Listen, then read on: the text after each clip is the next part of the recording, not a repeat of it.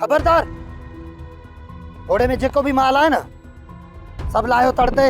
और गुजाला दरिया ताजे पी जो कोने जिते किते वतो था यार पखेड़ींदा न हिस्सो न पत्ती न भत्तो न खर्ची। ये अवां खे हलाण होड़ा के दीदो? बंद क्यों पजाए होड़ा? यो माल हेड़े खणी चो। काका जुमन उनके कुछ चो। या बा हां चुप करो।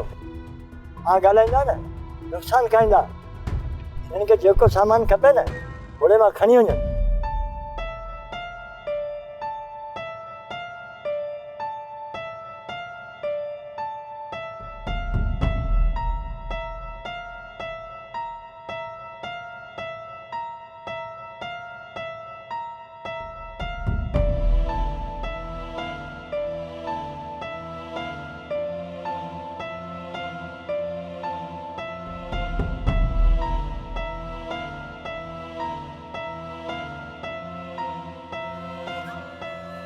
काका तू न जली आ तो झेड़ो करियो।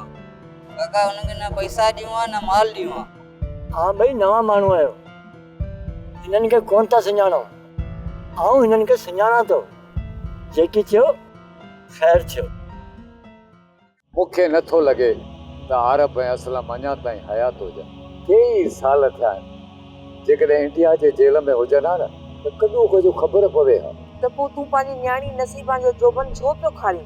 मूंखे बि पक आहे त हाणे असलम कोन मोटंदो। ॻोठ में ॿियो को सुठो लिंगर ॾिसी नसीबा जो संग ॾेई छॾे। आउं पाण केतिरनि ॾींहंनि खां हिन ॻाल्हि ते मुंधल आहियां। कंहिं चङे मुड़ुस सां गॾिजी वञी जुमन सां ॻाल्हि हिकु पासे करे अचां, पर जॾहिं अधी सभागी जी हालत थो ॾिसां त अॻु ई ठरियो वञां। पोइ जे इहा ॻाल्हि सभागीअ जे कननि ते पई पोइ त सफ़ा हाल खां ई हली वेंदी। त पोइ इन में असांजो कहिड़ो ॾियो? छोकिरो बि असांजो रुले ऐं छोकिरी बि असांजी उमिरि विञाए। मलूक जा पीउ अॼुकल्ह कोई कंहिंजो कोन्हे को, सभु मतिलब जा आहिनि। आओ पर मूंखां इहा हिमत ई नथी थिए। तूं हिमत कर, ॿियो न त काके फते खान खे तूं पाण सां गॾु वठी वञ। अञा जे सोचींदे त इहो साल बि गुज़री वेंदो। आउं त चवां थी जेकॾहिं इहा ॻाल्हि तूं सभागी जे साम्हूं नथो करे सघे त जुमन खे ॿाहिरि वठी वञी उनखे ॿुधाए। ठीकु आहे, आउं सोचां भला। सब्सक्राइब कयो असांजो ऑफिशियल यूट्यूब चैनल सिन टीवी HD ड्रामा ऐं वधीक अपडेट लाइ बेल आइकन खे क्लिक करियो।